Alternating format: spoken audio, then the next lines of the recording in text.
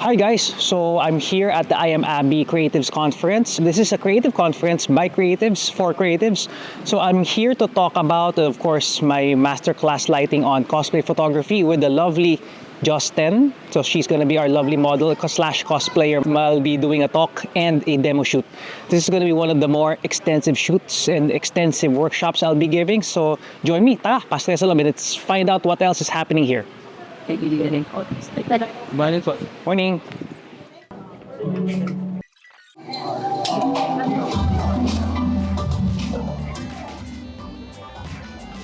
So what you guys saw sa baba kanina is the general assembly setup. So where most of the talks from other awesome photographers are happening throughout the day.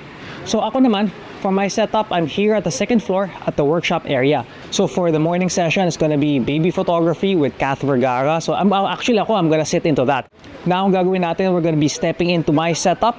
We're gonna be doing a Zatanna cosplay shoot. So if you notice, the video already came out technically by the time this video comes out. And of course, I had to do a practice run sa studio na move so that we don't come in here blind. So at least we have something to show that we know what we're doing. Yes, we know what we're doing. So, tara. So we're here at the second floor na I Am Abi Conference. This is the setup. It's somewhat similar to the very first Zatanna cosplay shoot I did 14 years ago. I wanted to do something that's familiar, but at the same time upgrading it with the new lights that we'll be using, care of JG Superstore. Thank you Godox and JG Superstore for providing all the awesome gear that we'll be using today. And of course, ang masaya dyan, makagamit tayo ng Canon R5 Mark II. Diba? Our next speaker has blurred the lines between the reality and fantasy in the ways you wouldn't even imagine. Please join me in welcoming our geek with a camera, Mr. J. Tablante. Let's give him. So this has been a cosplay photography talk I've been giving for quite some time under Canon. First timers kayo lahat. Nobody has seen this yet. Nobody? Very. I'm interested in what we do and the kind of lighting that you do. With this kind of setup, we will be able to show us the power of your light as well.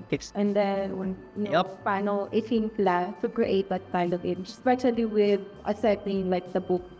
Yes. Correct. This is where I'll show you guys a practical application of the lightscaping method. You're not just lighting the model, but you are lighting a world, you are lighting a scene. So the way that putting in my lights, I have an AD600 here, which has a BFP light shaper, a light snoot, which fires a shape of a windowsill over here. The main light is an AD400 that's light shaped into a grid, which has only a footprint of up until her bust. Third light, I'm using an ADS200 light wand. So it's an ADS200 light wand which fires a sliver, a thin light only hitting the crown of her head over here. The next, a blue gel. I inserted a blue gel inside the softbox here, and I inserted an orange gel in the softbox over here, which are also in grids. This is what I call the general fill. This basically illuminates the entire scene because I don't want so much contrast happening. We'll isolate each light and how it affects each section of the scene.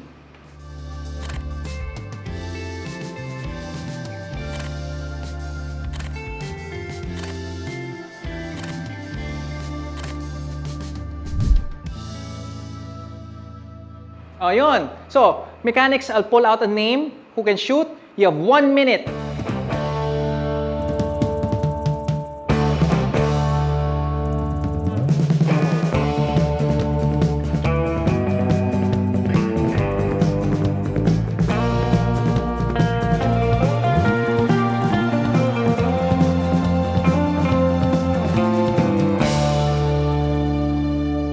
You know what? You're just as good as I am or even better than me. The only difference that is I failed more times. Yun lang yun. On that note, thank you very much.